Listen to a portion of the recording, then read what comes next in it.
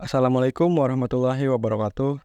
Perkenalkan, nama saya Muhammad Farul Raji. Pada video kali ini, saya akan menjelaskan tentang HIV/AIDS, mulai dari pengertian, cara penularan, gejala, serta cara pencegahannya. Kemudian kita akan masuk ke pengertian. Pengertian HIV. HIV adalah singkatan dari Human Immunodeficiency Virus. Adalah virus yang menyerang sistem kekebalan tubuh dengan menginfeksi dan menghancurkan sel CD4, yaitu sel darah putih yang berperan penting dalam menjaga kekebalan tubuh. Ketika virus HIV menginfeksi dan menghancurkan sel-sel ini, sistem kekebalan tubuh akan melemah, sehingga tubuh menjadi rentan terhadap berbagai penyakit. Nah, bentuk virus HIV ini seperti binatang bulu babi atau binatang laut yang berbulu tegak dan tajam. Selanjutnya, ke pengertian AIDS. AIDS adalah singkatan dari Acquired Immunodeficiency Syndrome, yaitu kondisi lanjut dari infeksi HIV. Ini adalah stadium akhir dari infeksi HIV, di mana kemampuan tubuh untuk melawan infeksi sudah sangat lemah. Pada tahap ini, penderita AIDS mungkin mengalami berbagai infeksi oportunistik atau penyakit yang muncul karena sistem kekebalan tubuh yang lemah. Penting untuk dicatat bahwa HIV adalah virus yang menyebabkan kondisi, sedangkan AIDS adalah kondisi atau sindrom yang muncul sebagai akibat dari virus tersebut. Selanjutnya, kita akan masuk ke cara penularan HIV. Di dalam tubuh manusia, HIV terdapat pada cairan-cairan tubuh yaitu darah, air mani, dan cairan vagina atau cairan kemaluan wanita.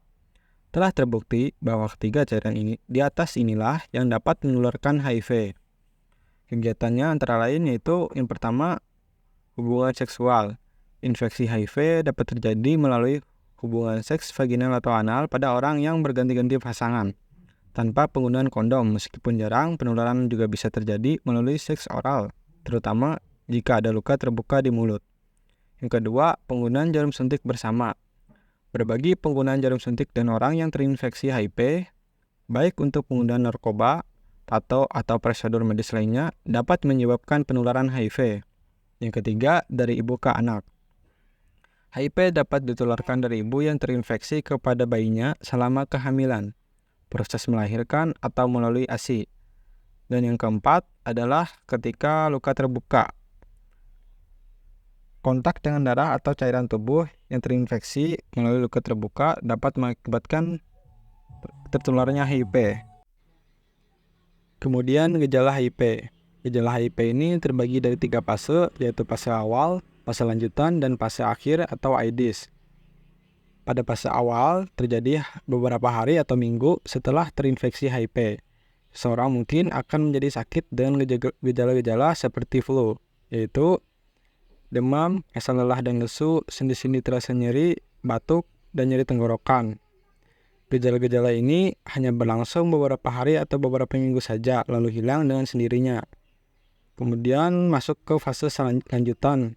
Pada fase lanjutan adalah memasuki tahap di mana sudah mulai timbul gejala-gejala yang mirip dengan penyakit lain, yaitu demam berkepanjangan, penurunan berat badan lebih dari 10% dalam waktu 3 hari, kelemahan tubuh yang mengganggu aktivitas fisik sehari-hari, pembengkakan kelenjar di leher, lipatan paha dan ketiak, diare atau mencret terus-menerus tanpa sebab yang jelas, batuk dan sesak napas lebih dari 1 bulan secara terus-menerus, dan kulit gatal dan bercak merah kebiruan.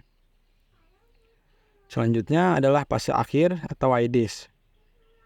Hal ini ditandai dengan gejala penurunan kekebalan tubuh, dengan mudahnya diserang penyakit lain dan disebut infeksi oportunistik. Maksudnya adalah penyakit yang disebabkan baik oleh virus lain, bakteri, jamur, atau parasit yang biasa juga hidup dalam tubuh kita. Pada tahap ini, pengidap HIV telah berkembang menjadi penderita AIDS. Gejalanya antara lain yaitu radang paru, radang saluran pencernaan, radang karena jamur di mulut dan kerongkongan, kanker kulit, TBC, dan gangguan susunan saraf. Pada umumnya, penderita AIDS akan meninggal dunia sekitar 2 tahun setelah gejala AIDS ini muncul. Kemudian kita akan masuk ke cara pencegahannya. Cara pencegahannya antara lain seperti selalu menghindarkan diri dari penggunaan obat-obatan terlarang, tidak melakukan hubungan seks bagi yang belum menikah, menjauhkan diri dari minuman yang bisa memabukkan, dan sebaiknya tidak menggunakan alat-alat seperti alat suntik, alat tindik, alat tato, pisau cukur, atau sikat gigi bersama orang lain. Selalu membersihkan atau mensterilkan peralatan medis atau non-medis, khususnya yang berhubungan dengan cairan tubuh manusia, serta memastikan penggunaan produk darah dan plasma seperti donor darah dari orang lain harus dipastikan tidak tercemar HIV. Kemudian, apakah ada cara untuk menyembuhkan HIV? Sampai sekarang belum ada obat yang tepat untuk menyembuhkan penderita AIDS secara total. Pengobatannya dibutuhkan seseorang penderita AIDS diperlukan tidak saja untuk melawan infeksi sampingan yang muncul, tetapi juga untuk mencegah komplikasi virus ini lebih lanjut dan untuk memperbaiki fungsi tubuh penderita akibat sistem kekebalannya yang sudah rusak. Ada beberapa jenis obat yang telah ditemukan, tetapi hanya berfungsi untuk menghambat perkembangan virus HIV. Obat-obat tersebut adalah yang pertama ada AZT atau azithromycin. Yang kedua DDI atau dideoksinosin. Yang ketiga DDC atau dideoksisitidin. Nah, obat AZT, DDI, dan DDC ini belum menjamin proses penyembuhan. Ini mungkin hanya memperpanjang hidup penderita untuk 1 atau 2 tahun saja. Karena sampai sekarang belum ada obat yang dapat membunuh virus ini secara total. Kemudian yang terakhir yaitu kesimpulan.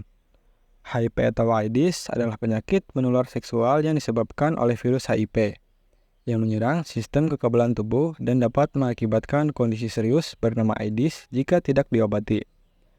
Penularan HIV terjadi terutama melalui hubungan seksual tanpa pengaman, penggunaan jarum suntik bersama, transfusi darah yang terkontaminasi, dari ibu ke anak selama kehamilan atau menyusui, dan kontak dengan darah atau cairan tubuh yang terinfeksi. Oleh karena itu, perlu pencegahan meliputi praktik seks yang aman, menghindari penggunaan narkoba, tes HIV secara rutin, dan edukasi serta kesadaran tentang HIV/AIDS. Sekian saja video dari saya, mohon maaf bila ada kesalahan. Assalamualaikum warahmatullahi wabarakatuh.